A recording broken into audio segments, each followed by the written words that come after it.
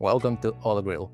Today I'll be cooking probably the most controversial thing you could ever cook on a wood pellet grill, an A5 grade Japanese Wagyu steak. I have a striploin piece that costs about $150. The key to cooking Wagyu is extremely high heat. That's why it's typically best to use a cast iron and cooking it about for 2 minutes per side. But I'm a big fan of my Weber Searwood smoky machine, and I really love that smoky touch that it adds up to my steaks. I've never tried a Wagyu steak on such machine before, and since I've tested the Searwood searing capabilities with many steaks, I have high hopes.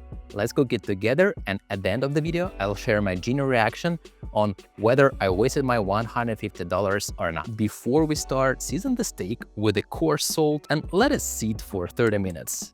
This draws out moisture, then the salt dissolves and gets reabsorbed, creating better flavor penetration and helping form a beautiful crust. For this Wagyu, I'm using a reverse sear method. First step, heating my Weber Searwood to 250 degrees Fahrenheit. While it heats up, let me tell you about the steak piece I got. I ordered from Crowd Cow and it's directly imported from Japan. There is a huge difference between Japanese A5 grade and American Wagyu. Japanese A5 has much more marbling, is incredibly buttery, and melts in your mouth, while American version is more like premium beef with enhanced marbling. I'll leave a link to Crowd Cow in the description. I've ordered from so many Wagyu shops and their steaks are always outstanding. Now we are at 250 degrees. Time to place the steak on the grates. We'll cook it until it reaches 120 degrees internal, flipping once halfway through. And this should take about 30 minutes.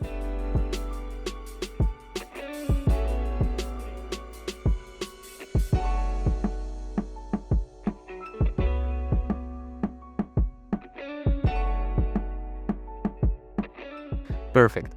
We've reached 120 degrees and I want medium rare at 135 degrees final temperature. Here's the crucial part. I'm removing the steak and loosely tinting it with foil. This keeps it warm without continuing to cook it and prevents it from getting cold.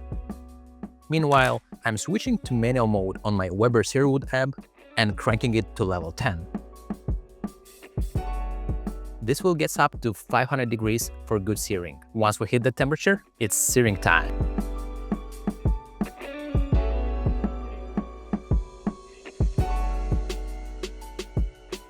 I want the steak to reach 130 degrees, then I'll rest it for 5 minutes, so carryover cooking brings it to 135 degrees. I'll sear about 1 minute per side or until I hit my target temperature. Right. Oh yeah, check out this sear. I mean, it's not best in the world, but good enough for wood pellet grill.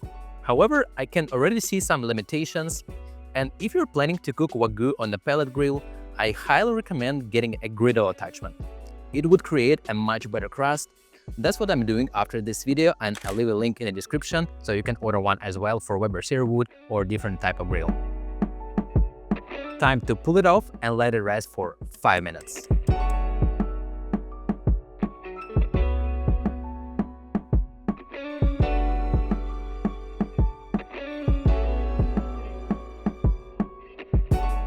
Alright, time to give it a try. I'm so excited.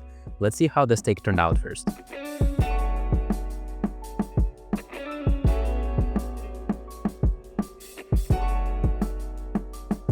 Okay, from what I can tell, I slightly overcooked it. So next time I'll remove it from my wood pellet grill a little bit earlier. But still, it's a pretty decent piece of steak. I don't think it will ruin the taste much. Time for tasting.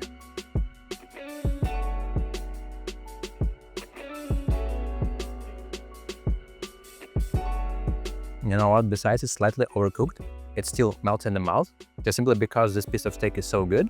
Once again, I ordered from Crowd Cow, link in the description. In conclusion, I wouldn't say I wasted $150. I really loved how it turned out. Yes, cast iron is way easier, but this definitely gives that extra unique flavor and extra smoky taste. And if you ever wanted to try it, give it a try following my recipe. Subscribe to All Grill for more recipes and see you in the next video.